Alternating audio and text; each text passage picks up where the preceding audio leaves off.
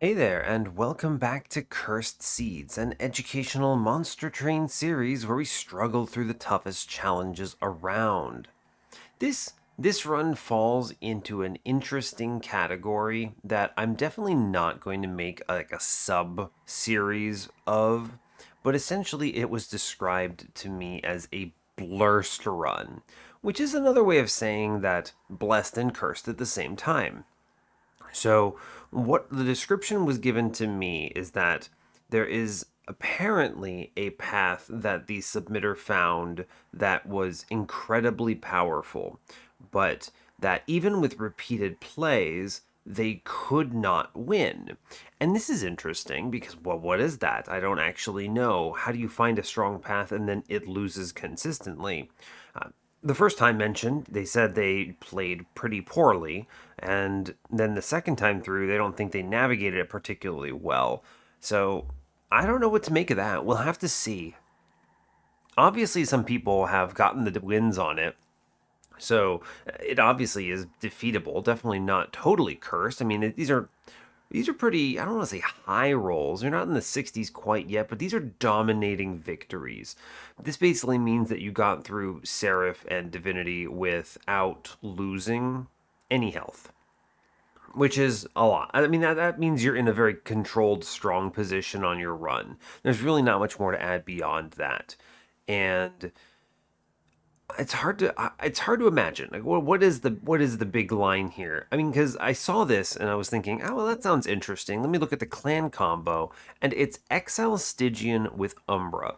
So that is not something I usually see from a blessed run. I don't think that the I can't imagine what this must be that would also have you lose, right? Think about this. If this was Founding Seal, then it's like, okay, of course, I just Founding Seal to victory. What's the line that loses there? I'm not sure. So it's probably not one of those obvious runs.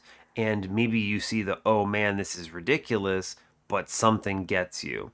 So I don't know. We'll have to find out. But basically, if you're not sure what's going on, and I'm explaining this for the first time, hey, welcome. The whole idea of this series is people submit runs to me, whether they be cursed or blessed, or I guess in some cases, somewhere in between. So, cursed meaning that the run is very difficult. They could not figure out the victory line. The blessed being it's so straightforward and just so much fun. You just hashtag send it all the way through. So, a little bit interesting either way. Obviously, this one treads the mid ground somewhere, and they thought it was just an interesting run. And certainly, by all rights, I can't imagine what it might be, right? If they lost, then I don't think that this is Founding Seal, right? Because that just has to be straightforward to me.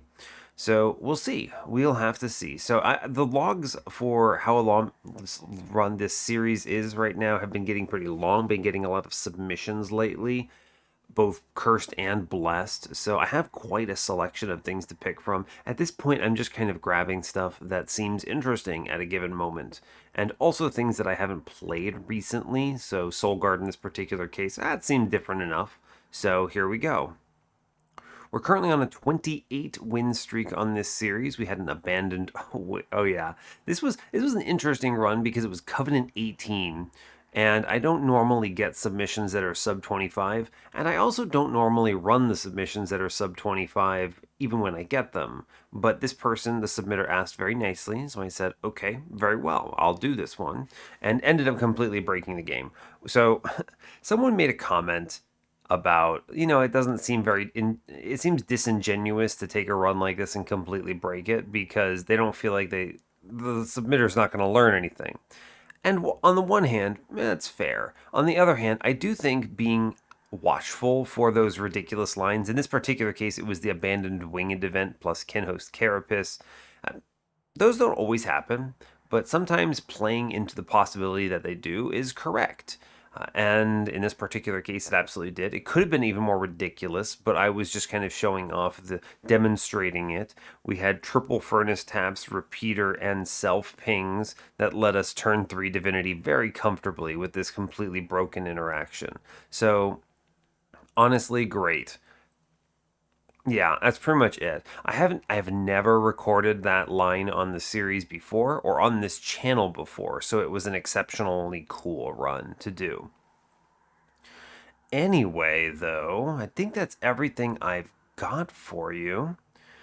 So, yeah, we'll go ahead and hop in. So, as always, do like, comment, and subscribe if you haven't already, and let's see what's blurshed about this run. Let's see what's cursed and blessed about it. Let's do it. Yes. Oh, come on. All right, well, I'm going to pause and solve this problem. All right, all right. Okay, all right, all right. We've solved it. Now we will begin. Make sure I actually loaded the right run. Yeah, it is. All right, let's go. Sometimes that happens. I use that mod just to prevent my win streak from being a thing, but at the same time, I have to turn it off for the challenge runs so that I can actually go on and look at the leaderboards at the end. So sometimes I forget to turn it off before recording one of these runs, and fortunately the game points it out. Fortunately the game goes, hey bud, you got a mod turned on, and I go, ah, you got me, and then I turn it off. Alright though, hope you're all doing well today. I'm doing okay, and not much really to add. I've been having a really busy week. I got my big release out last week, and so I've been pushing back, I don't know, 4 weeks of things I had to do at work in order to get my release out, and those 4 weeks of things have piled up into 1 week of things that's just really, really dense. And so I'm dealing with that this week, and it has been busy. But I'm doing all right. So let's go ahead and hop into this. Let's see. We are, as I said before, Exile, Stygian, Default, Umbra, which is Shade Splitters. It's a good incanting line, but these are not very complementary clans. So you're basically looking to play a Stygian run, more or less, or an Umbra run. And if you're giving me the choice, it's always going to be Stygian here, but we'll see. We're facing Double Barrel Daedalus, Ragefell, and Diligent Seraph. These are pretty tough bosses. Diligent is tough, but we have the tools to answer it, and then Ragefell is scary. I don't know, Double Barrel's probably the worst Daedalus, but I actually think the strongest thing on this floor is presently Pushback Talos, but it's pretty tough, but it's not too bad. We have good cards, though. We're using Helical Crystallis, Space Prism, and Titan's Tooth. These are great. I mean, front blasts are excellent. They open up the back lines. Space Prism is really strong. You just toss an intrinsic, and that's a boss relic, which is good. That's especially useful on incant runs where I'm putting 2 Sirens behind a Soul Guard, for instance. And then Titan's Tooth will also clear backlines, and in general is actually a pretty darn good card in my opinion. So, yeah, fair enough. These are nice, and they're all spells, which is good and diligent. I am curious where our friend died. Where is our death? Ring 5, it looks like. It looks like Ring 5 and Ring 8 are the 2 deaths on the run, which is pretty interesting. Ring 5, that's a Harvester of Death run, possibly a Crystal Cloak failure. Interesting. We'll have to see. Let's see, node-wise, temples are 3, 4, 5, and 8. Okay, I was going to say there might have been a problem with node gen too, but in this case we get one on 8, so it's okay. That is a removal dupe on steel on 8, which is nice. There's a good magic shop on 7, another good magic shop on 6, but we have a steel shop on 6 too, that's okay. Caverns and Horde. There's a trinket shop on 7 that's kind of bad. It's just caverns and pyre remains. See, on 5 we have the dupe, which sucks. It's money and health. Sometimes you have to take these dupes, and it is what it is, but these are the weakest node combos, right? Because you get money, but you can't take advantage of it. There's no real power up here outside of the dupe. The health is low impact in most cases, so yeah. Comparing this to something like the Steel Shop, which is Vortex, Cavern, Steel Shop, that's just huge. Another good steel shop on 4. Really, though, I mean, these shops are good. Yeah, you have a good magic on 6 and 7, good steel on 4 and 5. That is a really good spread. And I have options for further things, like another steel shop on 6 if I want it. It's pretty strong. Yeah, that's pretty powerful. As far as early game goes, the Temple on 3 exists. There's a dupe on that side. It's okay. We have a magic early game. Fair. So there's that Ring 3 Magic Stygian banner, which exists. We have a Steel Shop on the early game on 2 with a Stygian banner. So not a very strong early game, but that's okay. I think we can get away with it. Should be fine. We at least have Stygian units, and if I see Shark or something, that's going to soar. No issues. Rules of Containment or Lost Luggage are my starts. Lost Luggage is just objectively better here. Rules of Containment is surprisingly good, but I have the tools to answer early backline units. I don't think we need this. So I'm going to take the Luggage for sure. We're going to look at the Forge. Titan Channel for sure. Now we're strong with Titan Channel Lost Luggage here. Right? I mean, think about this. I have Crystallis for front units to open up the back lines. I have a Titan's Tooth. 3, I can also just put a Train Steward behind Soul Guard to crack open a 9x2. And I can fit 2 Train Stewards behind Soul Guard for the early game because of Space Prisms. So that means I also deal with the rare instance where you get a 45 HP unit, a Priest, and then a 9x2. I think I'm really comfortable taking this Horde. Pyrestone Housing, Chain of Gems, Pyre Wall. Interesting. You know, I want to click the Pyrestone Housing, but at the same time, this early in a run, you're not sure if you're going to see the choices needed to make it good. There are a lot of steel shops on this run that are strong, 4, 5, and 6. That means there's going to be a large opportunity to get value out of these. That said, what if my run is forced down an Umbra path? Think about that for a second. Obviously, they're those Stygian banners. We might not be, but what if these are just terrible and I have to take something from Daedalus that is, I don't know, Alloyed Construct? If I do that, then Chain of Gems is going to be invaluable. It's hard for me to skip Chain of Gems here. Yeah, I don't see how I'm skipping Chain of Gems is the thing. Because if I do, this could cost me big time. It's worth noting, though, that it forces me to do weird things with Soul Guard, because he doesn't benefit from it on turn 1. Pyrewall is also here as a very powerful early and mid-game option. This is tough.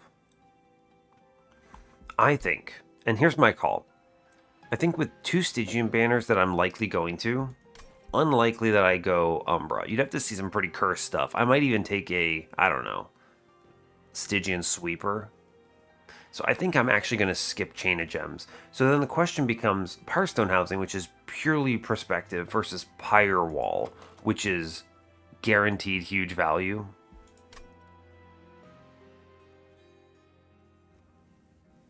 I'm dwelling on this because it's not obvious.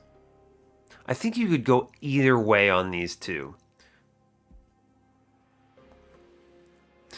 Pyrestone Housing, I think the best time to see it is when you've already got some upgrades in a unit and you know your units and you can see the future nodes coming up. Just the early game Pyrestone Housing, I mean, usually it pays out in the form of like an additional plus 25, but you're not really sure. I think man, this is tough. I think I might take Pyre Wall because it makes you real cozy. And it saves you a lot of Pyre health and lets you be pretty aggro into other decisions. I think it's better than Chain of Gems here. Although, don't get me wrong, the morsel in front of Soul Guard is, I think, oh my gosh, I'm going to hard pivot and go Chain of Gems here. Just thinking about this, I have Shade Splitters, so that means later turns, even if Soul Guard doesn't benefit on turn 1, I can toss a morsel in front, and that's 3 hits on the floor. That's huge. And this also clears up maybe if I see, like, Alloyed Construct Unit Draft or something. Yeah, I think that's correct. I think you could take any of those and be fine. Clergy plus 4. I have the tools to make this reasonable. Yes. At least it's not Clergy Armor. That's usually the scarier one. Okay, so I want to avoid It doesn't really matter. Yeah, so like, okay, of course, I can incant up top. I actually really want to just Titan's Tooth this bottom floor. Just send it. Just kill that whole floor, and then we foreground power upstairs.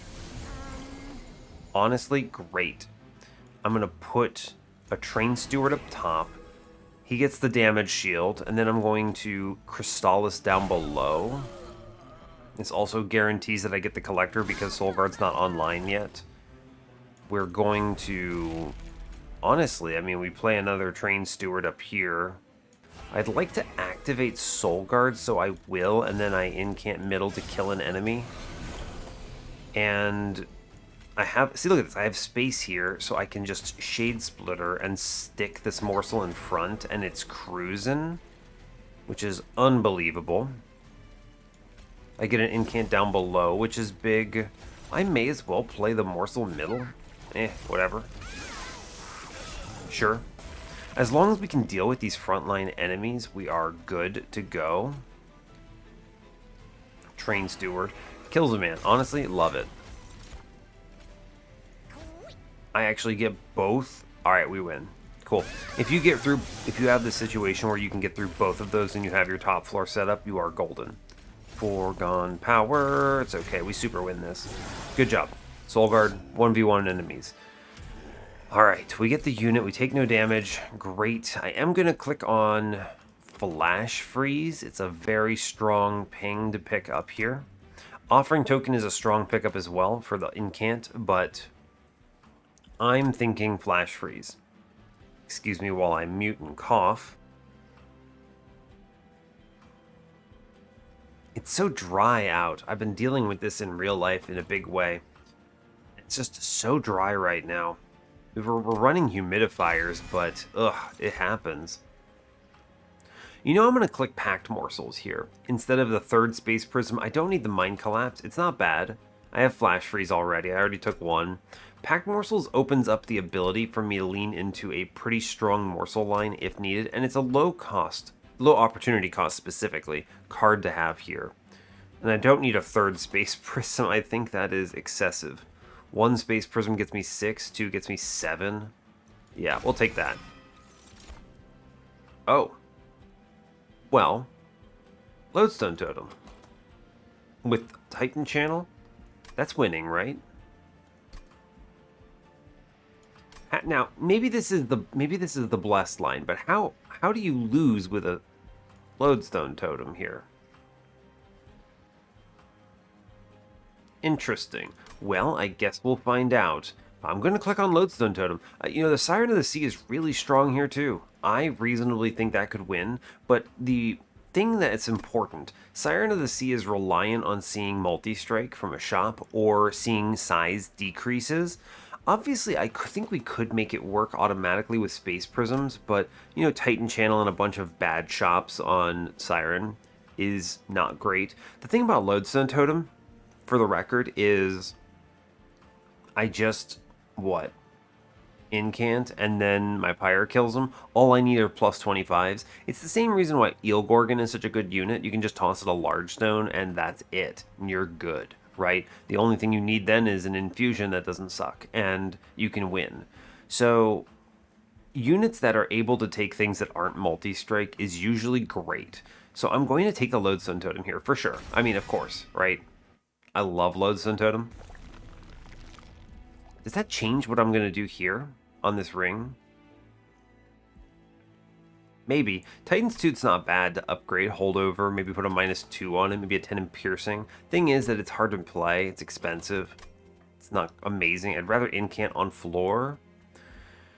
I would love some plus 25s, and then we could see an infusion for the totem, I think. Yeah, sure. Let's go left. This is a good opportunity to see at least a plus 25, which I think will matter. Incant Armor 2 is also good. You could Lodestone this man. I have the space to support this. And Titan Channel can win Relentless with enough sap on the play, like on the floor elsewhere. So there's that as well. Lodestone. It's not terrible. You could just straight up full upgrade this man. Lodestone, Runestone out the gate here. I don't need another unit. with this. I can just send units up to the top, which means, man, a pyre armor would have been so good here, right? I could just send the spikes units up and take no damage. So now I'm going to be basically trading on spikes units this whole run, which is funny. Most of them, fortunately, end up in the front, so maybe Solgar can just punch them. Okay, well, let's look at the Stygian banner and see what we get. Yeah, okay, I mean, sweepers. You could put Lodestone Totem into Cold Kalia. It's not terrible, actually. The one thing you're basically trading here is space. I could Incant Armor 2, reroll, hope for, I don't know, Incant Armor 2. Or plus 25. I honestly would like the HP. I could alternatively put the, what's it called? The Lodestone Totem in the Cold Kalia, and this does ramp at least into Relentless from Frostbite, which is not bad. It's pretty slow, honestly. I mean, that's pretty slow. I would rather put it into a Siren or literally anything else. These units don't strike me. I'm going to skip them. Yeah, this is not it. That's not it. I definitely want this Incant Armor 2. This is like a for sure thing here. Yeah. Now, I would love... This is a cheap large stone. If I do this, I'm kind of committing to not... What would I put in the Lodestone Totem here? It's just not as impressive as you'd like, I don't think. You technically don't even need an infusion to win, but I mean, you probably should. Let me just save my money. I think this Incant Armor 2 gets me through the early game comfortably. How am I going to do on Horde here? Am I going to click on that? I think so. I mean, we're strong, but are we that strong, really? I think we are. Soulguard, I mean, Daedalus is not great, right? Daedalus doesn't really put me in a good position overall, I don't think. I would be reliant on seeing something from the Stygian banner that I feel doesn't suck. I think we can get away with this Horde, yeah? Shade Lamp. Shade Lamp's fun because of the Chain of Gems synergy here. I can always have something to put in front, which is very good. Sketches. Now, hear me out. What if you...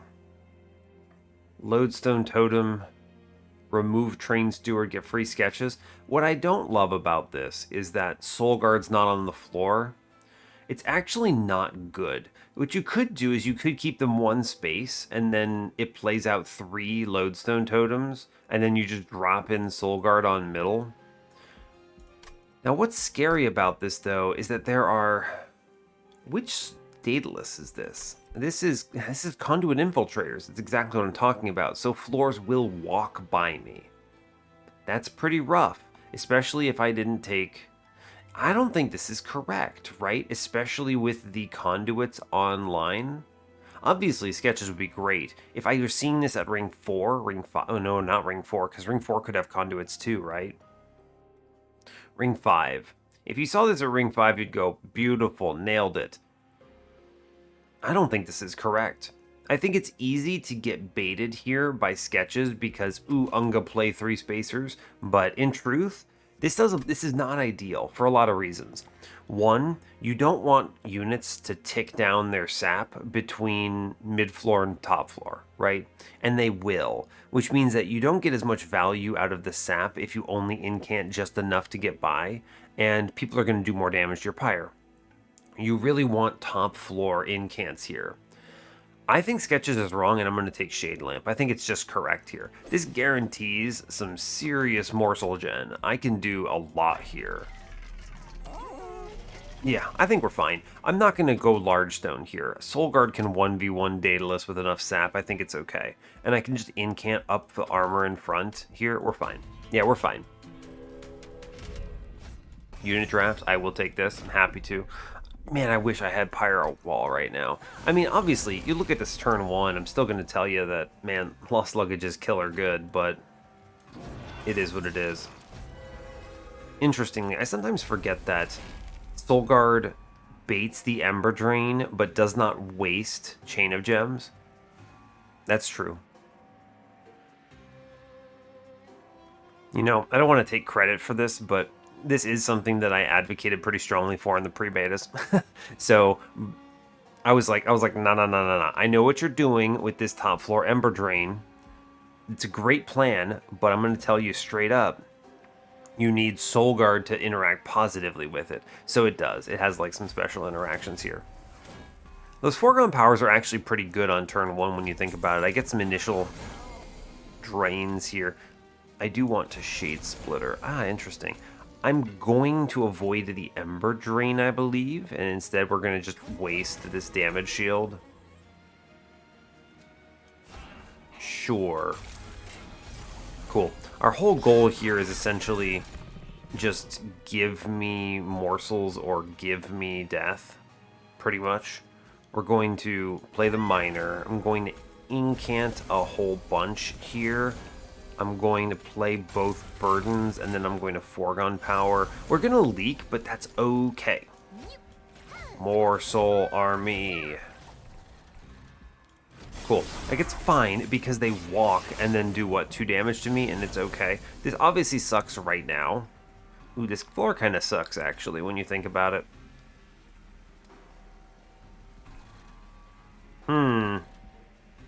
We 1v1 the boss, so let's avoid fire damage, basically. I'm going to take this Titan's Tooth. We're going to actually definitely lose HP here. Not much else to say. Like, this guy walks on me. Our incants kind of suck right now. But we take, what, 6 in total? It's okay. Little Space Prism here. I will play both morsels now. I'm going to Flash Freeze the boss. Yes, which lets me get 50 on him. He's going to die now. He loses for sure. Yeah, we get through it. Cool. We take very little damage here. Cool. Yeah, our front guy actually doing pretty respectable with 18 damage. He just punches the boss there. We take 6. It's okay. I'm looking to improve incant situations, so I need things like cheaper cards, spell density, stuff like that. Mollusk Mage, Crypt Builder, Titan's Gratitude. You know, Mollusk Mage infused into Lodestone Totem is pretty decent, but I don't have Plinks, unfortunately, or Frozen Lances, so I don't think it's very good in this run. The only things that take magic power are Crystallis, Flash Freeze, and I guess Titan's Tooth, but yeah, no, that's not it. Not today, friend. Sorry. Could have been a good one, though. Immortal Trade is unnecessary. We have Sap to save HP. I think taking this is unnecessary right now. It's not a bad incant, but you don't also always want to play it, because Ember Drain, we'll skip it. Too bad no perils. Shark. Shark is disgustingly good here. Disgustingly good. You may ask, why? And the answer is simply, you play Shark bottom floor, you build up the frostbite on enemies, and then you can comfortably sap them down, and they take substantially more damage into the pyre room. So we for sure take Shark. You know what's fun? If I had taken sketches, Shark would have been an impossibility there. I could, I think the -1s are going to be value. Yes. Oh, it's so dry. Gosh, I'm going to have to figure out a way to solve that. You could Hellvent here, by the way. Let me just mention that's an option. Get the second Lodestone Totem out right away. I'm looking at playing it low on shards. Well, let's see what we get from this banner. I think the banner is a good opportunity here because of the temple situation on this run. Because temples are early and then you get the late one. And I'd like to be set up before ring 4 if possible. I think duping now is wrong. It's not like I'm going to self-infuse, and just giving up on an infusion dupe is tough. So we go left. We look at the magic shop. Fine. A stack stone. Ooh. Guard of the Unnamed or Nameless Siren. I mean, Nameless Siren is just it, right? We just Nameless Siren and then put the Lodestone Totem into her. Yeah, this is good because this also scales offensively, which is just great. This is perfectly fine. Yeah, cool. Nameless Siren here. Beautiful. It's actually exactly what I was hoping for. Something like that. Intrinsic Space Prism, BT dubs on the table. Love that. I will see, this is why I didn't invest too hard in the Lodestone Totem. The armor was just 25 gold to make sure I don't lose on ring 2, basically. And if I had seen dead units here, it would have still been a fine unit. right? So this is like a security measure. In this particular case, we did fine, though. I take the Lodestone Totem and I infuse it into the Siren here, and this is strong. Yes, we have the space for this. I have even the intrinsic everything. You know something interesting here? I am going to do this. Lodestone Totem into the Siren. The Lost Luggage actually hurts us here, because in the end, I may draw multiple units back on the same turn, which is suboptimal. We're going to take the Space Prism here. Spell Chain is really good, by the way. And when I say really good, I mean very, very, very good. -1. 20 consume. I mean, there's no good 20 consume targets. The Stack Stone is not great either. We want cheap cards. I think Shade Splitter, honestly, is a pretty good card. 0 cost incant on the floor. Yeah, I'm going to make it -1 here. Now, the real challenge is, what am I re-rolling into? Like, what is the play? A -1 into a Shade Splitter is fine. I could see -1 +10 Crystallis here, potentially. What am I looking for in this temple? Or rather, this cave? What if you get an X5 and I put a Spell Chain on a Space Prism? It's not good, right? It would be too expensive, too many 1-cost Space Prisms. Interesting. Well, I am going to re-roll the shop, I think. The -1 is value. Yeah, we'll take -1 here. You could -1 return, remove consume on the packed morsels. That's not great. We don't need that, right? I'm not going morsels. We found the choices. I want to make Shade Splitters free. This will be valuable over the course of the run. There's a +10 here. I should consider into the Crystallis as an option. It's fine. I'd rather +10 the Flash Freeze, actually, I think. Remember, I do need to keep space open on the floor, or rather on the run for 10 and piercings, +30s, things like that. So, if I get those, they can go in Titan's Tooth, I think. We'll toss the +10 at Flash Freeze, and I think we're okay on that. Let's look in the caverns here. Get an artifact for Pyre Health. I think I can take that. Oh, sure. 5 HP for Refined Void. That seems good. It's going to be helpful for Soul Guard in the early terms. Yeah, like that. That's at least something. As far as upgrades, I don't want to go too ham, and I also just don't know how much this spell chain is offering. Like, Shade Splitter spell chain is like just bad. Even though it's 2 incants, it doesn't do anything, so we're going to go and beat Daedalus up. I think we super win this combat because I have a payoff for my incants. Right? We got a good draw here. So I do Soul Guard, Siren, and I put the Siren in the back here, and then we Space Prism and Foregone Power. So we should get Shark Middle here. Good. Unfortunately, I mean, I guess what I can do, hold up. You play the Packed Morsels first, and then we use this to get the damage shield out, and then we play the Titan Sentry. I'm actually going to put this Jeweler in front to take a hit. It saves a little bit. We'll just incant upstairs. Alright, we're super winning now. A lot of Frostbite into my lad. Double Bomb. I mean, I can actually... This gets even better, though, right? Because I can Space Prism and then tank with a Morsel, which is actually killer good, because the 2 damage shield eats the whole bomb. It's pretty good, man. It's pretty good. We deal with the Foot Soldier floor, which is nice. Ooh, I do think I need to Crystallis downstairs. Yeah. I think that's important, yes. Okay. Shark needs some help. He needs some HP. My man is not getting the kills right now. Ah, okay. So we get a lot of morsels and everything, and that's good and all. I think we're gonna just burn one downstairs. I need the Foregone Power downstairs, get some damage there. That's an upgraded conduit. We're going to take some hits, I think, unless I can do the incants extremely effectively on this turn. It's not impossible. Okay, I mean, that's fine. We take the incants here. I do think I want to Lifesteal Morsel in front. It's weird, but this is going to die, probably, and then we do the big morsels in the back. And I can incant away units. Yes. Okay, the incants here allow the morsels to swing, which kill everything. I'm going to take, it looks like, woof, like 5 damage. Maybe 3. Yeah, that's, yeah, some number. That's not bad, though. We're actually just cruising right now, I believe.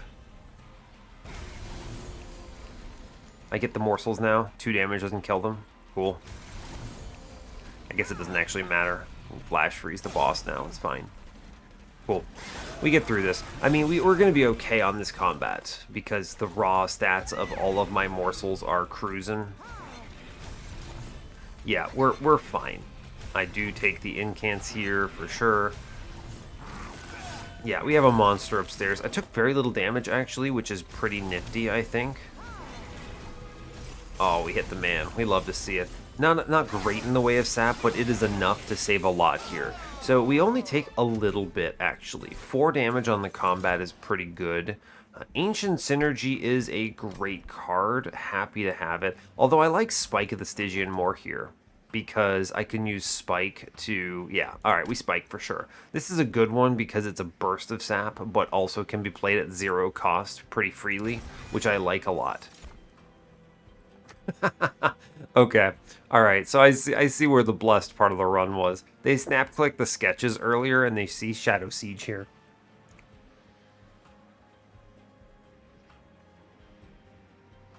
Woof, it's so dry. Ugh. What a dry day. I'm just coughing up a storm. Pardon me for all the mutes. It's going to happen this episode. I see the blessed part of this run. They were playing Shadow Siege sketches, and I guess they must not get the upgrades or whatever. It's really funny.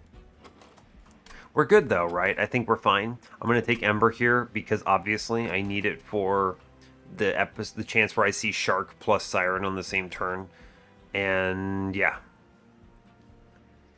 Yep, not taking Shadow Siege. It's cute. It's a very cute setup. You could have put that in a Lodestone totem. We take Ember, snap, click for sure. Yes, you always take Ember as the tax for a Lodestone totem run.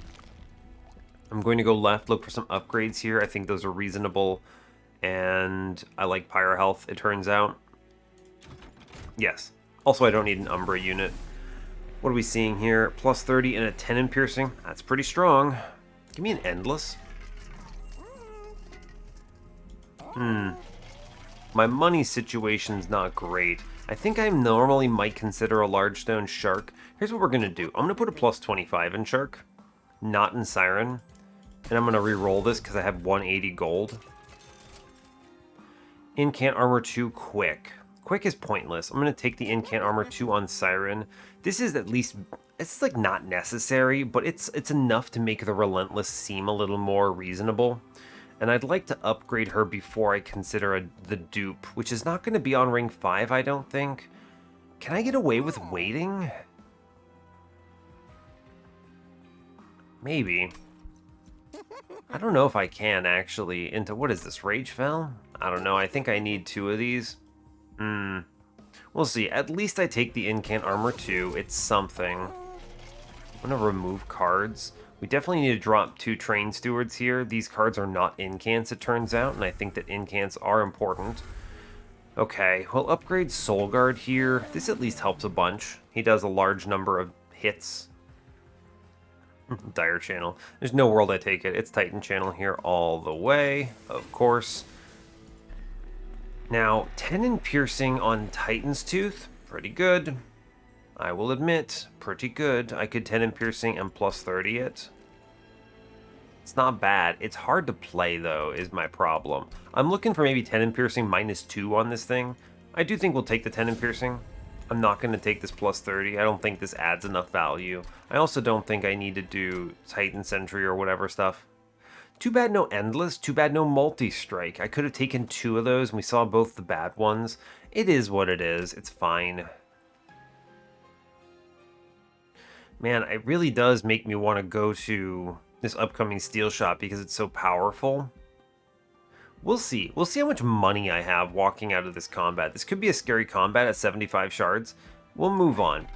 I don't think... I'm going to save my 60 gold here and not do a removal. 25 cards isn't too bad. Oh, wow. That's Conduit. Conduit Pyrolite Master. We should be able to handle this. Can I get away with... I think so. Well, the armor means that this Conduit, like, never dies, is the main problem I'm having. This is scary combat.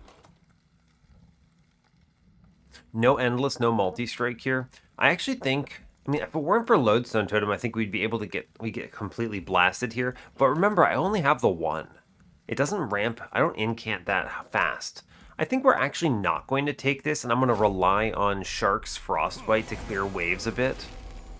Immediate payout for that Ember, by the way, in case you weren't paying any close attention. I can play all my units, it turns out. This at least is going to be good, I think.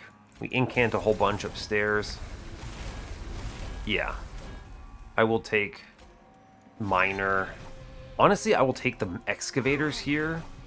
Ooh, I will play an Excavator middle to catch a Collector. Yeah, that's correct. And then we foregone power up top. There's 5 incants on turn 1, which is pretty good.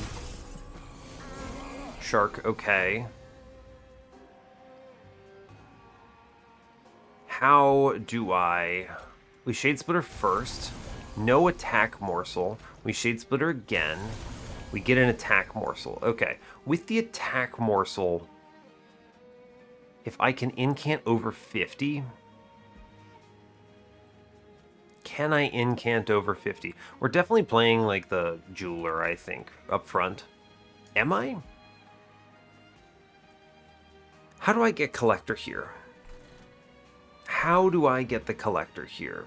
If I can incant her over 50, which I can never do here. Important to note. We get 44, which does kill this front guy. We also can't turn on Soul Guard. So if I can do...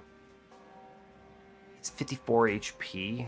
I can get up to 44. I don't think I can get the Collector, unfortunately, which is a real tragedy. I'll take the Excavator here. I'm thinking, though, if I play it, like, because it's 343, I can get to 47 here. I can get to 52. Man, I lose the Collector because of the Conduit. I don't really have a choice here, I don't think. We'll take HP downstairs. I think that's good. Offset some of this damage dealt. Unfortunately, I don't think the Train Steward adds anything to this floor. Tragically. Yeah, I'm sad. That's okay. That's okay. We incant, it's fine. We get the kill on the floor, but we unfortunately do not get the Collector. I couldn't think of a way through that. Okay, we have big Titan's Tooth here, which is value, I believe. We're just gonna play that. I think that's just good to do. Good, it kills all the scary stuff. Neat. I can then put Excavator up top. Sure, here's a damage shield, a couple of them. We'll play the Umbra dude downstairs, the Antumbra friend. Morsel downstairs. I need to incant. Alright, so Soul Guard turns on here. I think honestly, a big payout here for Titan Sentry into non-armored conduits. I could see this have gone a lot of different ways. Rubble Morsel up front. I do Crystallis here. We actually killed this guy up top, which is incredible news. Love to see it. I think incanting is correct here. Yeah, we'll just do it. Just send it. It's fine. I was thinking of putting that elsewhere, but it's okay. Now, most importantly, Shark has... As long as the guy behind the boss doesn't get upgraded, we're okay. I'll take the Antumbra Morsel downstairs. I think that's valuable. Lifesteal. We can stick it upstairs. It's okay. I'm gonna buy time. I will keep incanting. Ooh, middle floor, actually. I'm gonna Crystallis away this guy, now that I'm looking at it. Yeah. Sure. No upgrade here. I think we're actually super chilling now. I don't think there's a world that we can lose on this one. Cool. I am going to play Titan's Tooth downstairs. I find that this is valuable into the boss. I will, I don't know. Here's an attack morsel, I guess. I will flash freeze the boss. We're just going to respect here. I'll play the morsel out. We'll foregone power him. Every little bit of damage I can get into him is going to be valuable. I think we do plenty of damage to win, though. I'm not worried about it. We incant, we morsel, foregone power. Yeah, we're fine. Mathematically, we're okay. Yeah, cool. Good job. Pretty straightforward. Incants do just enough to help. Sure. Okay, so that's good. We got through this scary combat. We didn't get the money, but it's fine. I don't want Drain or Frenzied Swarm because I'd like to be able to play my foregone powers. I'm going to take Preserve as a zero-cost incant. This also is good in case you double draw the Sirens early. I can freeze one in hand and play it on turn 2. Actually a really good pickup here. Despite the anti-synergy with the foregone power, it's a free incant. And most importantly, it can do a lot of value on turn 1. So we'll click it. Crucible extension is cute. Feast is cute too. I could actually eat these morsels. I don't really care all that much. I don't think this adds enough to put it in the deck, at least. It's not like Preserve where I think it adds value. Divine Artifact. Yo, Divine Forever Flame is a freebie? Is it worth 25 gold? Where am I going? Am I duping right away? I think I'm going to this steel shop. In which case, I actually think the 25 gold is more useful because it gets me to exactly 180. Right, I'm going to the steel shop because I want to be able to get at least an upgrade into either Siren or Titan Sentry here to clean up the mid-game. Also, the removals are valuable. Another Lodestone. Really tragic, but fine, I suppose. A Spell Chain and a Purge. The removals are easy, at least. That's the other two Train Stewards here. Sure. We're going to look in the steel shop again first. You could overstack here. And I think the plus 25s are a gimme. Let's re-roll this. Ugh, Lodestone quick. Blurst indeed. Blurst indeed. I'm just going to chill. We're going to look at the caverns and be sad about it. Shroud Spike? I do have a lot of morsel generation. I have... Shade Lamp guarantees morsels, basically. Alright, I'll Shroud Spike. It's fine. You could have taken the Rage Armor one, but it's not that good. Spell Chain. Spell Chains are value. You could Spell Chain a Shroud Spike real quick. You kind of get all these cool pieces. Interesting. If I have a Ember Morsel, I could create a Bomb Spike, which is very funny to think about. I don't think these are valuable enough. The Purge is actually pretty decent. Staying under 80 is also decent here. I could backload a little more. Yeah, honestly, I will. I don't think these add any value in any meaningful way. I'm going to go to the next steel shop as well. I've hit Lodestone quick twice. My upgrade chances are so good, right? 2 out of 4 are good. Multi-strike and endless. Come on, Monster Train. I think we'll skate by at 75 here. No reason to go too ham. This could be Crystal Cloak or something. Okay. Mark of Invasion. I'm pretty much guaranteed to get what I want out of this. Either I get the Siren, which neuters this floor, or I get the Shark, which cleans up mid-floor.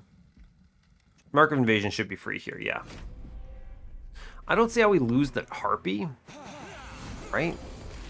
Alright, we get everyone, so everyone is here. Soul Guard drops. We play Siren up top for the damage shield. Good. We Titan Sentry middle. This guarantees Collector, but also cleans up a lot. I just incant a whole bunch here. Thank you, Foregone Powers. Very cool. We leak some dudes, but they do nothing to me. They walk up and do zeros because reasons. So that's good. We get the Collector, which is excellent. I'm looking for damage morsels. I will incant hardcore here as much as I can reasonably. Serious argument for 8 sap, 20 frostbite into the Clipped Guardian here. It's honestly pretty good. I'm I'm going to send this jeweler to oblivion here. I actually do think that the 20 frostbite in that guardian is just correct. It guarantees the turn. That floor becomes guaranteed, right? He has too much frostbite to make it out. So we're okay. We just play a bunch. I am going to take all of the attack morsels here. I'm going to Titan's Tooth downstairs because it literally kills the floor, which is outrageous. We'll take an HP morsel middle. I might as well toss this man a magma morsel. Here, we'll get rid of the other morsels. We'll do another incant upstairs. I do want to get up to 8. I mean, at least 10 on top floor. Yeah, this guy on middle is dead. No worries. Hold. Shade Splitter. Incredible. He's doing it. We're spiking. Amazing.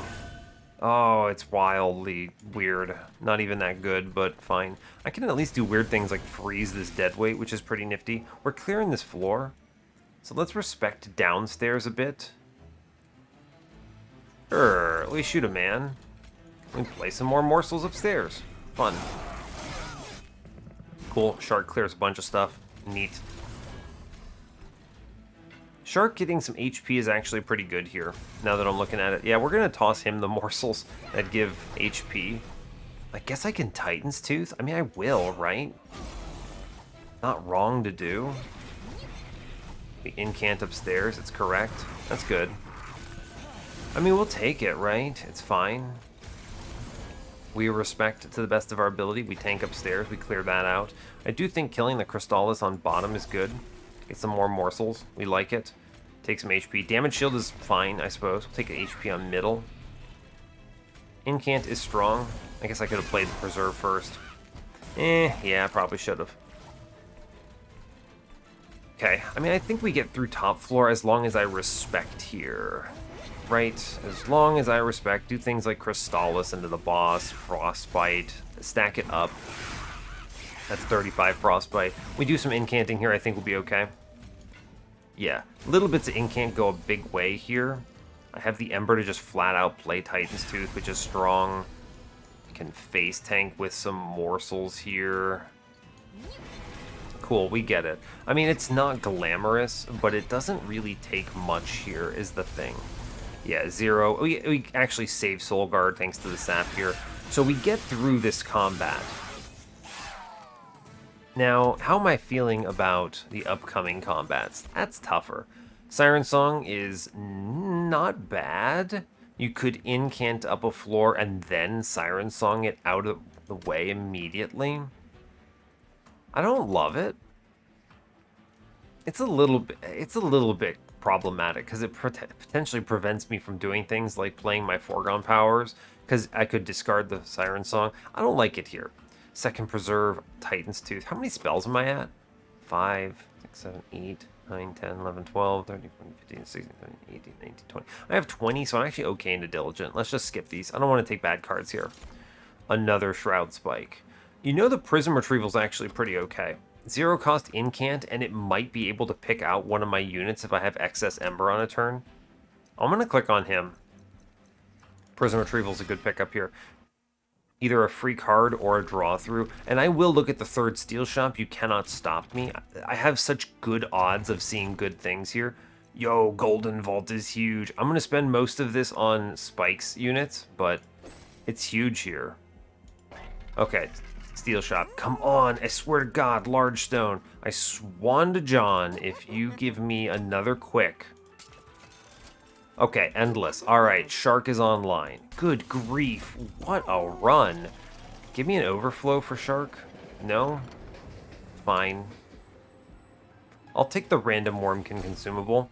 They always give me total recall, but it could be broken memories, so it would have been fine. Alright, we at least saw one. Am I giving up now? I have a magic shop. I'm going to the removal dupe on 8. I guess that's where I'm getting my other friend.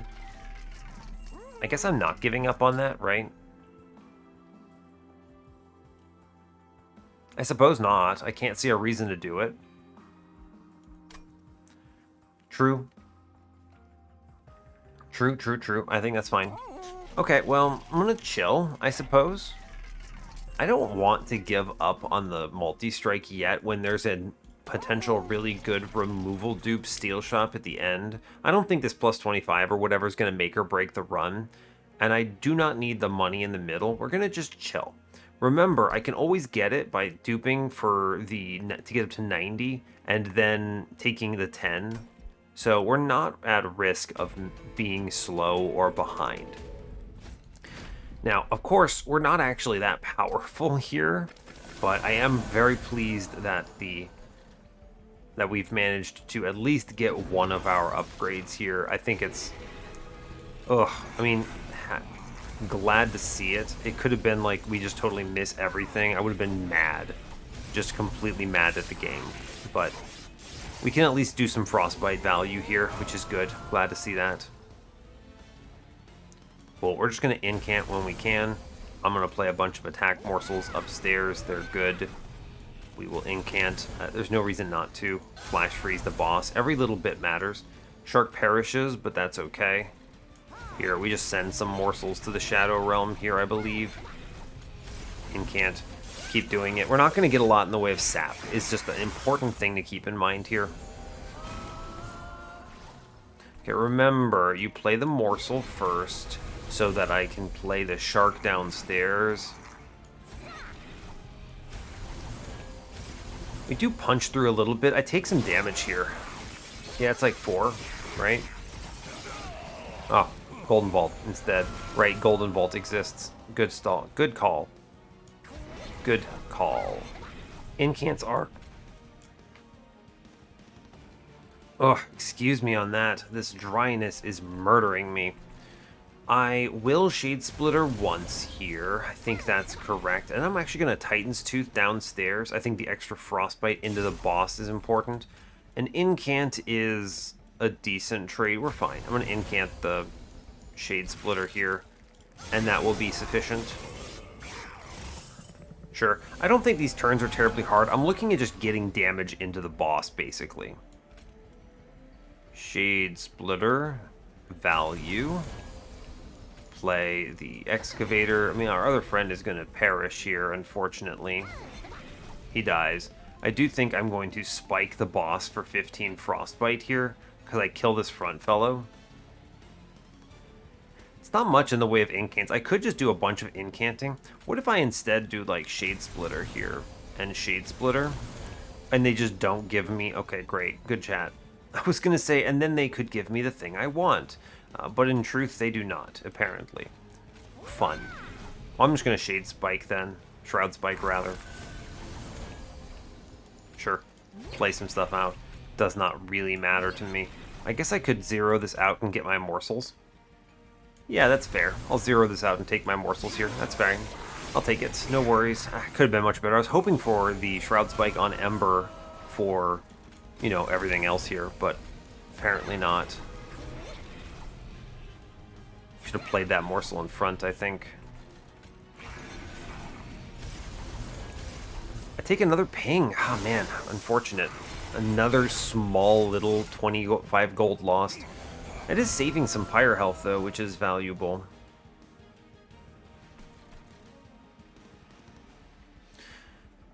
Yikes. Okay. We'll take the Antumbra morsel in front here. And then I do think I need to Titan's Tooth here. Incant to the best of our ability. I mean, we're taking a few more swings. I think we'll... That is 1 swing, I believe. It's 2. Oh, my money is vanishing rapidly. Or at least, I mean, I do think the Golden Vault is adding a lot of value here. So there's that at least. Let's respect the boss. Let's incant to the best of our ability. Okay. Okay, I think replaying Shark here is a mistake on middle. So what we do instead is we take the Jeweler up top, and then we put Shark in front, and then we Titan's Tooth the boss. We send the morsel. It's weird, but I think this is the best way we can make it through this combat. We get through it. I'm gonna tell you, it's not pretty. Is the best description I can offer. It's not pretty. As long as I can skate by until I get this dupe, we're gonna look okay. Frostbite did a lot of work there. I took no damage, but, you know, I actually took a lot of damage because my money is missing. I don't necessarily need a lot of cash. A Siren Song, Wretch, Kindle. None of these are good. Kindle, I suppose, is a free incant. I think I will take it. Alright, fine. It's fine. It's a free incant, but it also synergizes with some of my big X-costers. I would like to draw cards here. I think it will improve my incant density and just finding good stuff. Yes. Okay. I'm going to go left. Removals, I suppose. Money. What do I cut? I've taken enough cards, I think I can actually drop a couple foregone powers, which will help. True. Yeah, we'll do it. Alright, alright. Money. Horde says... Winged Technology is fun. Drop Cage, interesting. If I had taken any of those Siren Songs. Faulty Loader. I think Winged Technology is probably it. Morsels are actually guaranteed to survive here. You may as well. -1s are good. Just full stop. -1s are good. I'm going to cut a foregone power. I think I might cut a Crystallis. The cards are okay, but they're expensive. No, I think a foregone power. Well, how do I feel about 2 foregone powers a turn? It's not great. I'm just going to make cards cheaper, I think. I'm going to get rid of a Crystallis here. I think this is actually fine. We're going to upgrade Soul Guard here. Titan Channel 3, of course.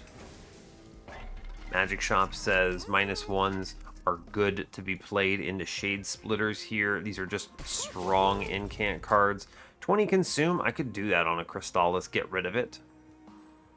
It's not bad. I don't actually mind getting rid of it. If I get a -2, it's going to go into the Titan's Tooth here. So, okay, fair. I'll 20 consume you, sure. Blast this thing. The Permafrost is pretty decent. I could Permafrost Kindle and make this functional. I do have the Preserve, however. What if they gave me a Holdover? No real great targets on that. I mean, I guess there's Titan's Tooth. Not really great, though. I do want the -1. The Permafrost, though. You could Permafrost Kindle. I could Permafrost the Shroud Spike. There's a way to do a big turn here. Kind of. If I had, like, Spell Chained this Shroud Spike. You could have gone Alloyed Construct on this run, by the way. You had the pieces. Winged Technology, Chain of Gems, Opener, the Alloyed Construct shown. And then you have Shroud Spike. You could have done a real legit Alloyed Construct run here, which is fun. Fun stuff, for sure. Am I going to Permafrost that? It's a lot of money. I want the -1. It's actually not that much money. This allows me to do a fun turn. Sure, right? Sure. Let's take this for the cash. No 20 consume here, no remove consume here, I don't believe. We'll take the -1. -1s are value. Just make these Shade Splitters free, pretty much. And then we'll move on. Sure. Sure, sure, sure. Spikes is a great way of losing this run. Now I do have... This is Shade Wings. Spikes is a great way of losing this run.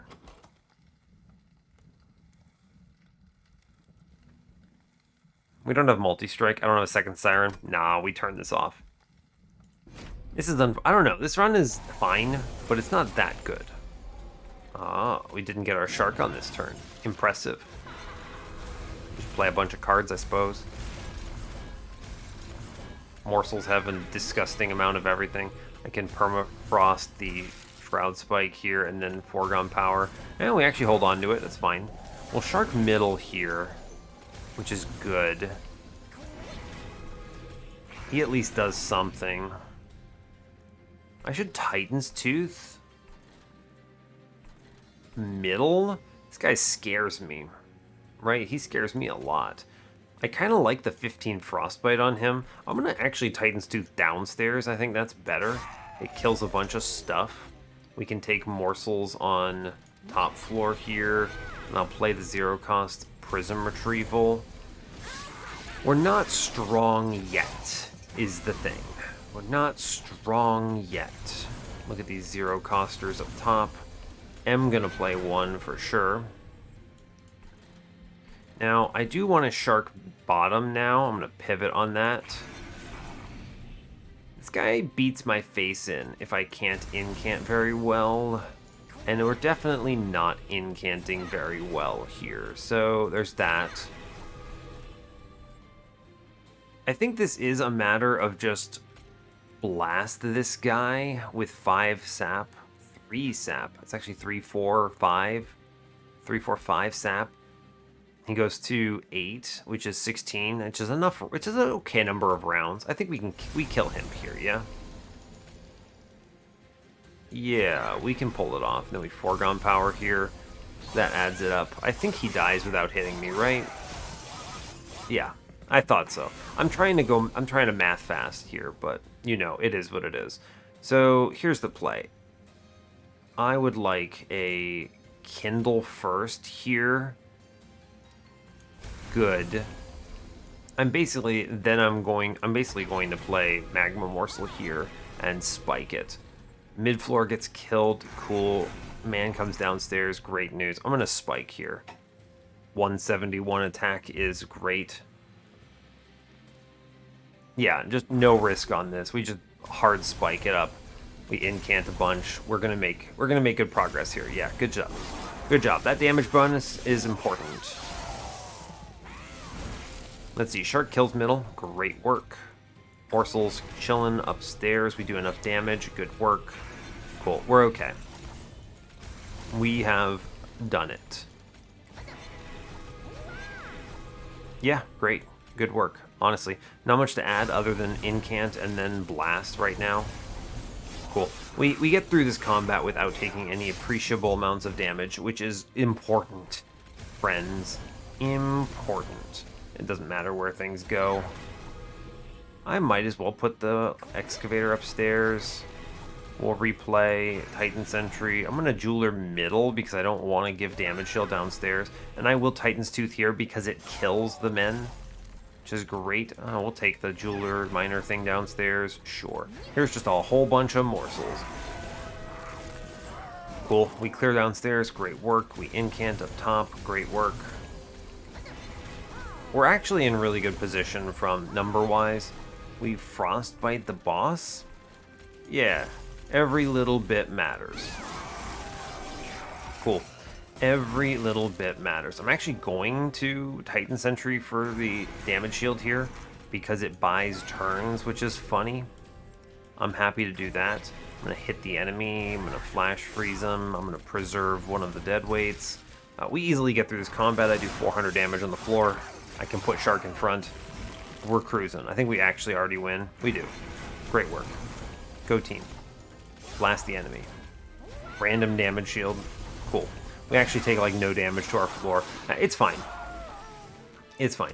Now I will, unfortunately, have to step away for a moment here because I need to for a meeting. Unfortunately, this run has taken a little bit of time. Guardian Stone I could jam on the floor, but I don't need defense. Drain is actually pretty good here. Now that I'm thinking about it more, I could replace a foregone power with it. I will take Drain. This offsets my slow scaling. Prism Retrieval again? It's not a bad card. I could take Feast. I don't think I need that. I think I'm okay skipping these. Well, let me look math-wise. 1, 2, 3, 4, 5, 6, 7, 8, 9, 10, 11, 12, 13, 14, 15, 16, 17, 18, 19, 20, 21. We're okay. I don't need spells. So I don't think these add anything. We take the money. Okay, I am going to briefly speedrun look at this steel shop before I lose my setup. We are duping here for sure. Give me a multi-strike, please, game. Endless, no, re-roll it. Hey, multi-strike, incredible. All right, so the run ramps. The run ramps hard. We already gave up on everything else. We're good. This is golden, yeah? Yeah. Take the Siren, good. Give me an Intrinsic, no?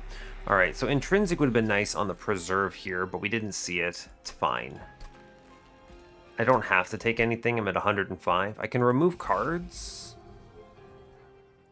Sure. I have the ability to remove one. I traded the Drain for this foregone power. I'll do that. That's fine. And then I suppose I don't really want to cut too much more. Well, let's think vaguely. What am I going to do otherwise? Volatile gauge. Yeah, no, I'm fine on that. I am removing something. Like I said, it's 5, 15, 20 is kind of perfect for spells. I don't really want to drop more here. Yeah, 20 is kind of perfect. What if I just stay at 26 cards here and then we chill? I think we'll be okay. Yeah, I think I am going to chill here. So what I'm going to do is when I return, we will start the combat. It will be but a moment for you, but it will be several minutes for me. So I will be back in a short bit. And yeah, hopefully we can push this through to a W.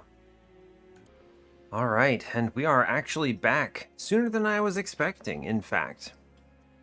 I didn't have to step away for very long at all. So not much to report, not much has changed. I do remember what my deck does, but the most important thing, we're walking in. I got 3 hits from Golden Vault and 105 HP. We love to see it. So yeah, I think we're good. I'm going to skip this removal. Puts me in a good position for our friend Diligent. I potentially could get away with one more removal. What if I just cut? I know. 19 cards is fine. I'm gonna cut a Shade Splitter, maybe. These are fine. But drawing into it'll make my Divinity better. We're gonna cut 1 Shade Splitter here, I think. It's tough. You could argue back and forth about whether it's correct, but I think that this is fine. We'll remove him. Go down to 25 cards and we'll move on from here. Yeah, I think it's good. With the removal present, it's easy to just take it. I thought about that a little bit. It's like, all right, sure. 105 shards, we move on, no worries. Diligent. It's a low damage combat, which is potentially a problem. Okay, so Soul Guard upstairs. Siren 1 down. And then we play Titan Sentry downstairs. Now, he's not self-infused, unfortunately. So that is an unfortunate reality. I will take my 1 Consume upstairs for a foregone power. I'm not going to play the other Space Prism or the Prism Retrieval here. I don't have the Ember to play it if I did, but I will foregone power twice. That's pretty decent. We're going to take Curses, and as much as I hate it, it's just what's going to happen.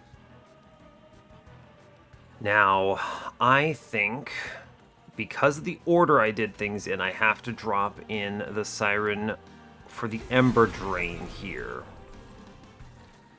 I could not incant. Don't love that idea. We drop in the Morsel downstairs. I think that's okay. It'll live.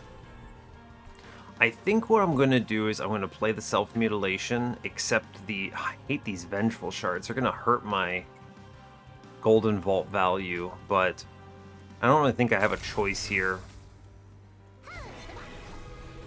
I will incant in the case. I will preserve the Stygian spike and then incant. I think that's okay. Sure. Okay, 25 gold gone. Hate to see it. At least we're killing these cursed boys on middle floor. That's pretty good. Okay, I think that this is I don't love.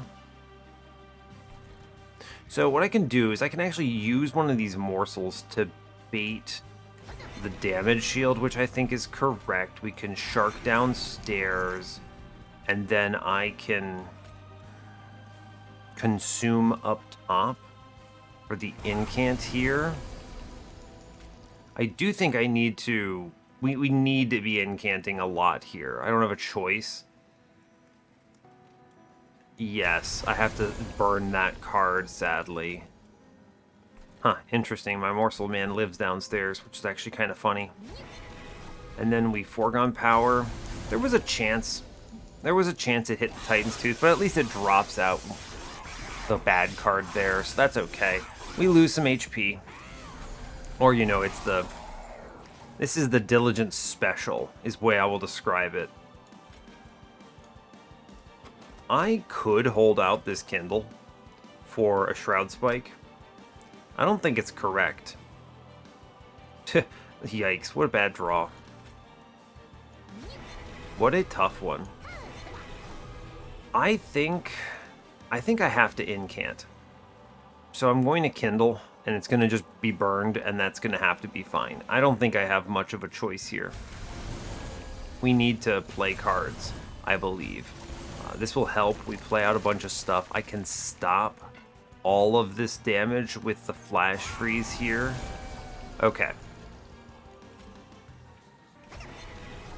I have so many morsels alive. It's weird. I actually, like, these things live. Here's what you do. You put the damage morsel downstairs, and it actually saves Shark, and it doesn't really change terribly much. This prevents me from drawing too many morsels, which is actually a problem right now, because he eats some. This leaves a morsel in the pool, unfortunately. We're going to pack morsels up top and then do double incants. This at least turns on Soul Guard, which is great news. I'm going to take the rubble morsels downstairs. I think those matter. We at least clear out some of the garbage on middle. We're running into the problem of way too many morsels, though, which is a real problem, for the record. Totally a real problem here. I think we're going to get away with it. Huh, interesting. Just play the Titan's Tooth and we crush it. Interesting. Let's play out the cards I know I want to play out first. Foregone Power first, I believe, is good. Burn that. Then I'm going to Titan's Tooth upstairs to save that 10 damage in the back. I think that's important. I am going to play out the Vengeful Shard. We drop in... Interesting. I can actually save Shark kind of weirdly. Prism Retrieval is actually functional here. I can pull out a morsel. That's true. Or at least, I think the incants are the most important thing I could do here. So let me Prism Retrieval. Actually, I want to not spend a Consume card here. Yeah. Cool. I think we're at least ramped to a point where this floor feels like it's capable of doing something meaningful. So that's good. Woof, that's a bad turn, friend. Very bad turn. I can Flash Freeze to pop this man in back at least, which is something. Which gives me something to play... Right. Gives me something to drop this spike into, which is good. I'm going to skip both. Actually, I have no money left, so I can just trade this 1 HP in exchange for 24 damage, which I think is correct, honestly. Every little bit matters, potentially. I don't think it does, actually.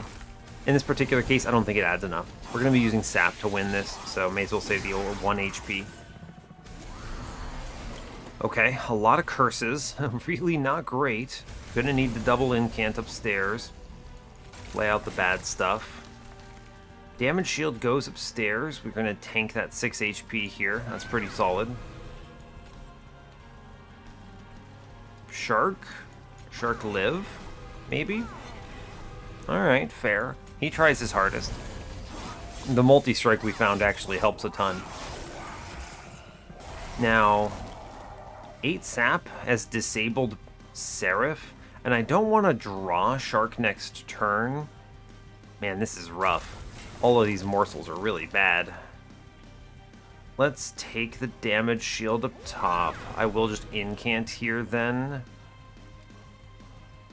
Burn that card, and then Foregone Power up here. And we're not going to play Shark. I would like to have a stronger incant turn here. Beautiful. There we go. It is perfect.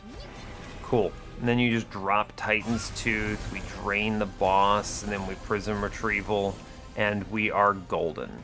Yeah, Seraph stands no chance against this. He has just enough sap to do nothing. It's a lot of rounds I have to go through. We're actually not that strong. I think this run looks a lot worse if you don't go in on the Nameless Sirens, right?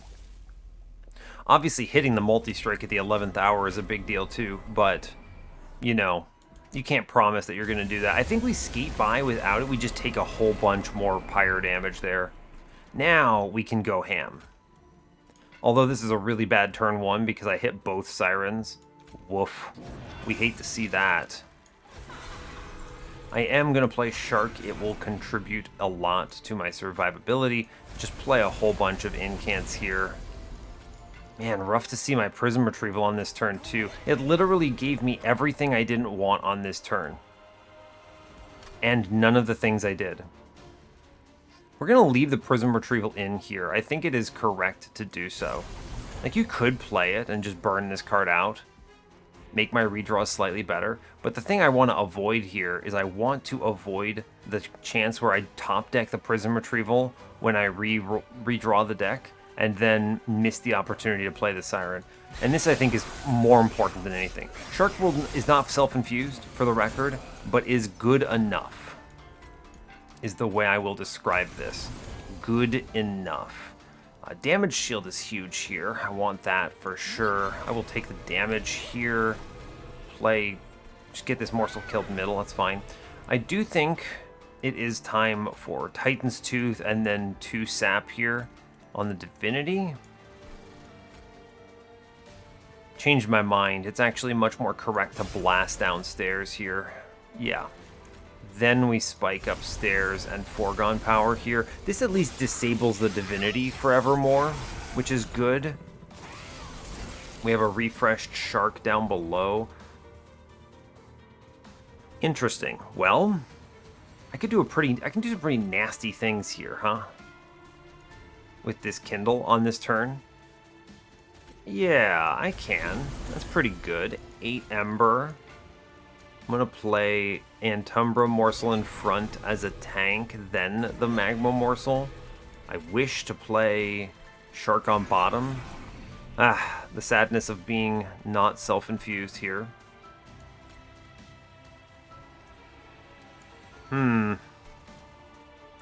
I do want to work a little bit on this floor. Let's see if I can get this damage in the back. It's at least something. I'm going to incant here on the drain, and I'm going to spike the big guy in the back, which I think this puts me, I mean, that's 120 attack, yeah? That's pretty good. I do take, what is this, 5 damage, I believe? It's okay. Oh no, my perfect score. I think we're fine. Okay, yeah, exactly. Look at this. I redraw and I get the Prism Retrieval. Genius. It's like I know what I'm doing or something. Okay. Now, leave 2 space, or this would be... that would be so sad. Let's say... it would have been so bad if I had clicked that morsel there. I don't even want to talk about it. Okay, first things first. You play Titan Sentry middle. We want to work on this floor to the best of our ability. Okay, now, things you need to do. Prism Retrieval immediately. Because at 3 Ember, this makes her playable. Okay, we did it. Now she drops in. Excellent. Now I incant, and we get ahead on incants at long last here. Right? Yeah, we do it. We're just gonna, we send it, right? There's no reason not to. Interesting. I only killed the one in the back here. Kind of odd, mathematically. I guess I could... Don't feed armor, it's fine.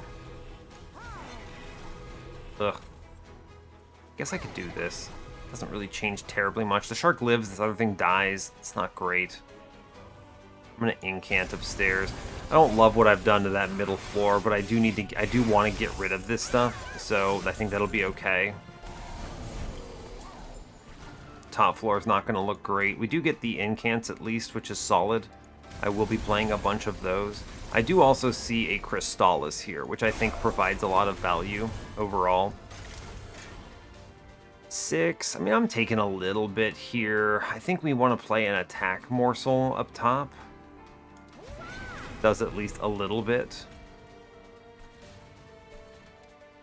This Frostbite doesn't add much to this floor, but I think I will drop in some lads. And then, honestly, we're just sending units at this point. I am hard feeding, I think, but I need to make sure these things go. So it's unfortunate. We're going to take a little bit up top, I believe. It's like, yeah, 6 damage. It's fine. It's fine. Now, here's the next big question. How do I not lose upstairs? The answer is Titan's Tooth. Value. Now, I could not replay Shark, but I think that would be bad. Let's just be real about this. And we're going to play the Titan Sentry middle. I guess I could permafrost him. Interesting. The incants are valuable here. I could play the Flash Freeze on the man in the back. I think it's... Hold up. 1, 2, 3, 4, 5, 6 hits. So he gets through both of the 2 damage shields here. So 4 hits for 12 frostbite. It guarantees the marksman die on the next floor. How's he looking here? He's hitting me like a truck. I get 2 incants, which is okay. It's okay. I unfortunately cannot kill frontman here. I get at least 2 incants, which puts him down at 2 damage. So he hits me a few times. 15 frostbite, 55 around. He roughly hits me twice for at least, it looks like, 4 and 6. So that's like 10 more pyre damage. So I save 10 pyre health, but potentially save more here. I think the correct choice is Titan Sentry on middle, because it could potentially save me like 50 here. Yes, and then we're going to preserve up top. I'm going to do the Flash Freeze. I'm going to hopefully hit the Weight of Contrition and just, I don't know, whiff, I guess. I take 3 there then. Okay. Not ideal. Cool. Big bonks. He does less to me now. All right, that's good. Now, the big plays here, I don't know. I think it made a big difference. This kills those back things there. This morsel actually kills it wild. Send it down below. Play the shark. That's value. All these curses are... Why do I have so many curses, Monster Train? Can we talk about this for a moment? Like, seriously, Monster Train. What is this turn? Woof. Well, I think we get through it. As long as I can get through this next wave, which should be possible. Yeah, I think this Titan's Tooth upstairs kind of seals the deal there. Yes, that is a true statement. Just incant. I would like to get the incants at least down to a point where I don't have to deal with these adds, or rather this 2 damage Pyre Wings, because he represents no turn next turn, which is very bad. And honestly, yeah, this seems good. I want to get that upstairs because this man in back is a problem. We incant him down to nothing, though, I think. Yeah, it's fine, actually. Cool. He is going to at least hit me once, I think. Or, nope, math. Never mind. Now, I want to play Shark downstairs here. We'll take the Excavator up top. We're fine. We get the W now, I believe. You play Shark downstairs to actually, hopefully, kill these guys. Sadly, I do not. That's fine. Meanwhile, you can hear the cat screaming in the background, which is always an entertaining moment. We love the kitty screams. You've all told me it's fine, so I just leave the door open now sometimes. It's fine. Well, we get the win. It isn't pretty, but we get the win. I'm gonna play some curses out. I don't feel like looking at those. We're just gonna play a whole bunch of stuff here. We drain the boss for funsies. Well, it's fine. We make it through. A solid run of Monster Train. I think that I appreciate the blursedness of this. You see the Lodestone Totem, which feels confident for me. Obviously, I'm not going to score it higher than everyone else. Maybe some of those people sent it on the, I don't know, maybe they knew about the Shadow Siege or they just got lucky on the sketches or something. But in truth, I don't think that's the way you should play this run. We'll see what the submitter did. I have to assume that the sketches Lodestone Totem Shadow Siege. Alright, so this is a bit of a weird one. You probably noticed a huge jump in that video just now. There's a reason for it. I actually lost power immediately after starting my discussion of the challenge links and how people performed. So I tried to recover the video. I managed to recover the entire main run, so that is contiguous, no problems.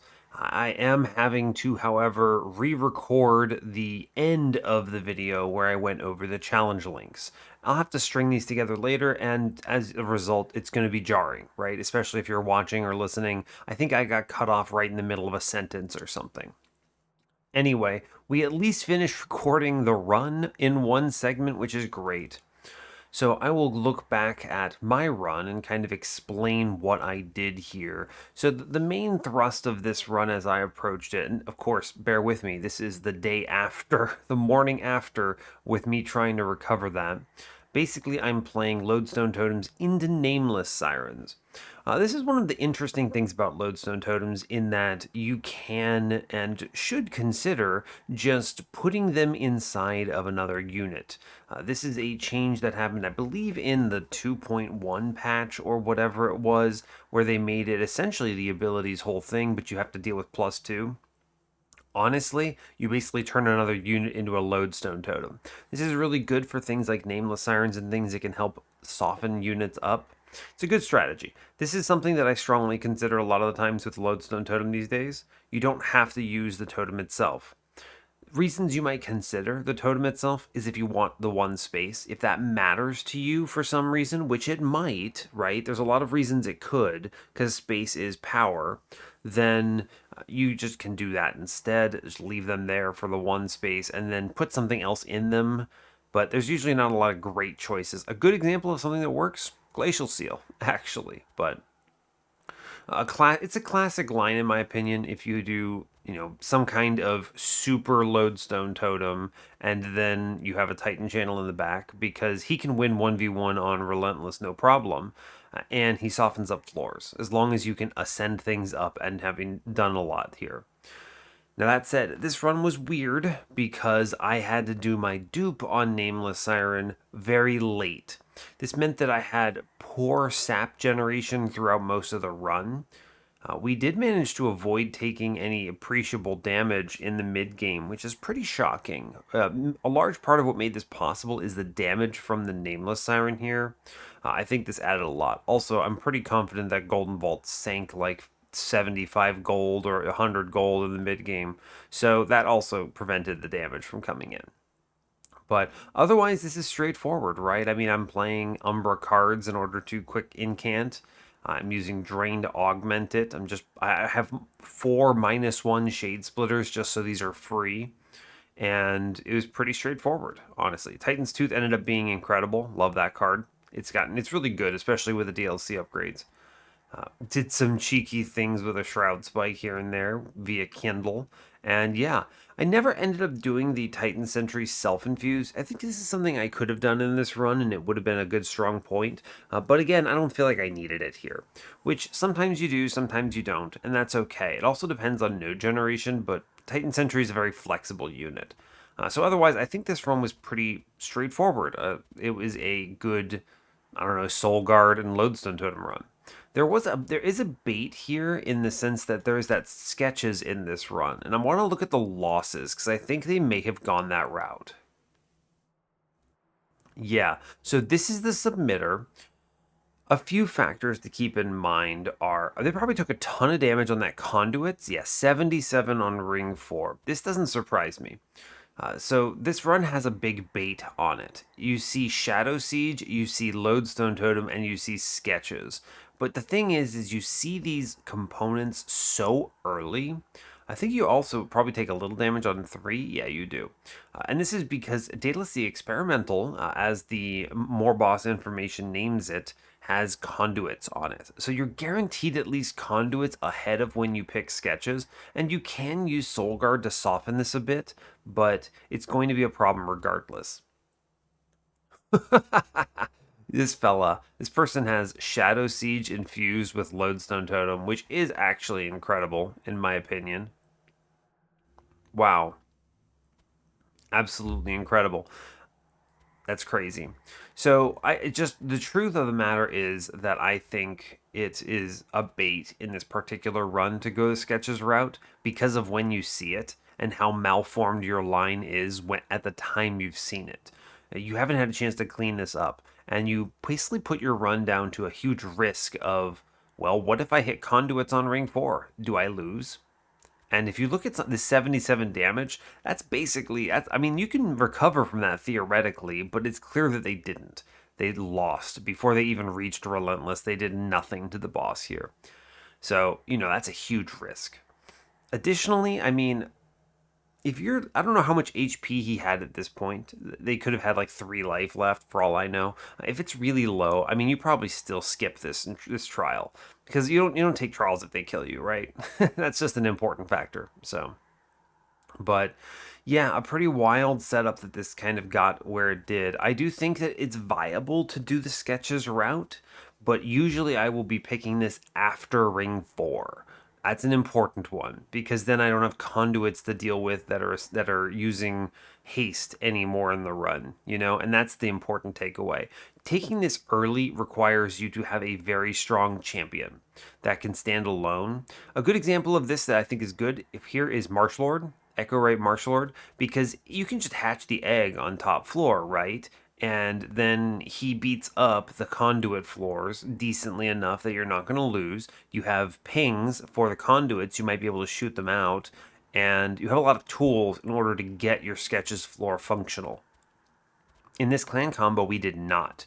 We have, what is it, foregone powers, which don't hit your backlines at all, and we have shade splitters, which definitely aren't doing it. The combo of these starters makes the sketches play here very risky. If you have 1 ping at least, it's feasible. If you have 2 pings, quite good.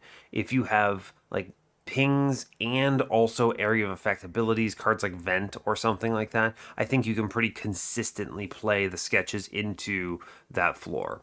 And it really just depends. I think that's the biggest takeaway here is don't get baited by sketches when it's a bad choice. Let's see. I want to see the other person who lost here. Is this? Oh wait, no. Sorry.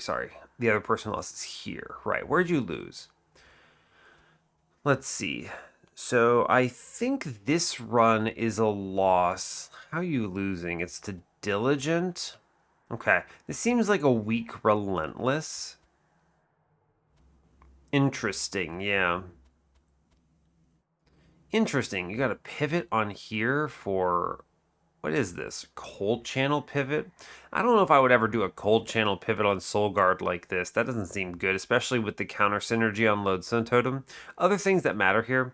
One Lodestone Totem is usually not very good. Because of the way sap ticks down, a few sap on a boss or something doesn't really add a lot. But when you add a bunch of sap, it adds a ton of value. This is one of the reasons why I strongly advocate for taking taking Ember first on Lodestone Totem. It's a tax, essentially, and then duping it as early as possible. You can see in my particular run that I actually duped it late, but by virtue of having 2 at all, I was able to clean up this late game pretty well. We still took 24 damage on the Divinity, by the way. Like, it wasn't that clean. Like, our score is trash, and I'm confident other people did some other whack things. I'm sure someone made the Shadow Siege multi-strike sketches run work. It's almost certainly possible. I do think it's risky, but it's certainly possible. And that just creams the Divinity outright, so no worries. Yeah, I'm imagining this is just a weak Relentless floor, is what it looks like, right? 6% boss damage. This might actually be a weak floor in general, not able to deal with the 290s, taking tons of damage and dying. Yeah, looks like they took 39 on Shade Wings too, which is pretty wild. Yeah, that's fair. Let's see, what else can we see here? A lot of interesting plays. I think one of the things that's a good one to call out here, there's a lot of cards in this deck that don't seem like they're doing a ton for you, and they're also expensive. Right, a +10/+10 Crypt Builder. Okay, I mean, you've got the Frenzied Swarm, but this is also competing with the foregone powers that you haven't removed yet. You've got a bunch of Siren Songs. These are pretty good, but I don't know. I mean, especially with like Frozen Siren Song, Frenzied Swarm, I feel like this could just be cleaned up a little bit, right? Yeah, I think that's honestly the big takeaway. Is it just needs to be cleaned up a bit. You get another Lodestone Totem in there somehow, and then you're good to go. Yeah. All right. Let me go look at these people who obviously got the Shadow Siege sketches run working. Yeah, okay, here you go. Ta-da! Cool. It is possible. Yeah, look, look at this. Look at this. 104 damage taken on clipped infiltration, okay? I mean, this is a great example of it, right? You just eat absolute dirt on this combat. This is such a risky play. I look at this and I go, okay, I mean, you won the run, but did this require resets? Like, did you have to know your draw order on ring 4 in order to win? And even if you did manage to get through this without resets, this is wildly risky. You should never attempt this on a win streak, for instance, right? Because all it takes is one miscalculation or one bad draw here, and that 104 is your maximum hit points. Like, obviously, this high scores, right? It's Shadow Siege with multi strike and a Lodestone totem baked in. Unnecessary. Unbelievable. This run, you don't even need cards, really. You just you just end turn to victory, pretty much. Wild. Okay, let's see. This one had interesting. That's a Shadow Siege train store again with the sketches. They did much better here on ring 4, which is pretty impressive. I'm curious what they did differently here.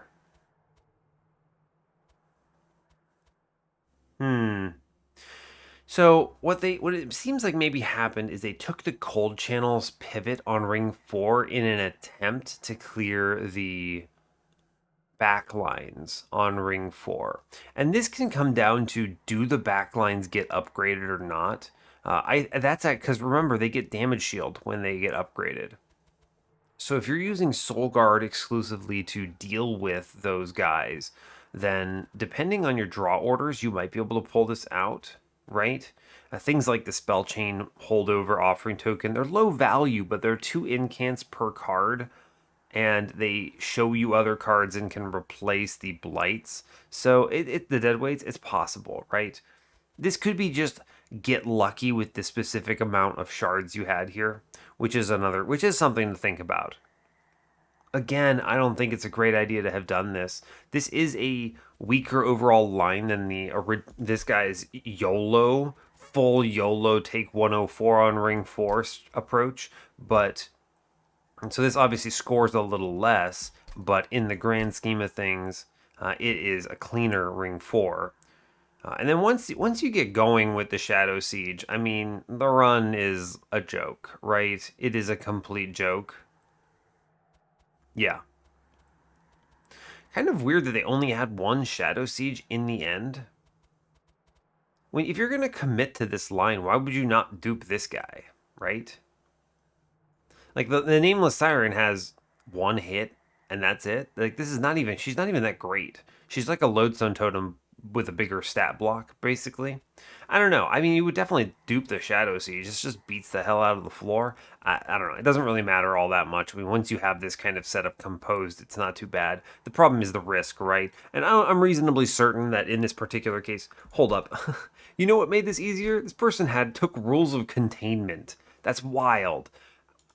I never imagine the floor here where I'm going, rules of containment is better than lost luggage.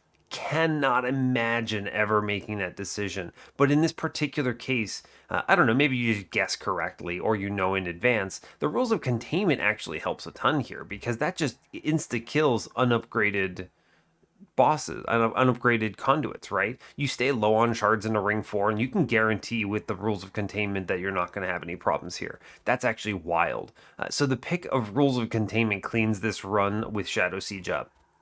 Now, that said, I think it is unrealistic to expect anyone to do that. Lost Luggage is such a good relic that skipping it in favor of 2 damage to the floor is unbelievable to me. But hey, it works out here. It works out here. That's the big takeaway on that. Then we see we have Evil. Okay. 29 on ring 4. That's still a hit, but it's not 104 damage, right? Cold Kalia. Interesting. Interesting.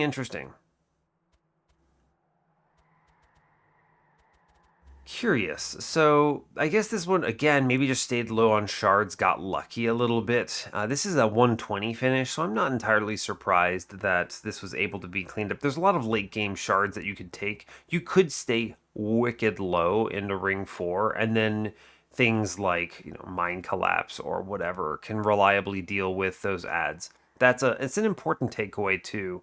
You can just stay really low on shards. That is an option here to make the sketches fair. And then you see me. I honestly, I just didn't take the sketches at all and then had a normal run of it. I mean, this is a great example of, this is a good example of why I choose the runs I do. This is so consistent. This is a zero risk run. I mean, it's not beautiful. We have a 46k score. I mean, I take 24 on the Divinity. I have to think a little bit. It takes an hour and a half, but it's a win. It's straightforward. There's no complexity here. So just something to keep in mind. And now, honestly, I've talked about this enough. So at this pace, I'm going to do my outro as if I had been here the whole time. So yeah, I'm not, it's going to be weird. I don't know what this brings us up to. This is, I think, a 29 wins on the series, right? It's a cursed seed, yeah, true. So, yeah, hey, thanks a lot for watching this. I really appreciate your time.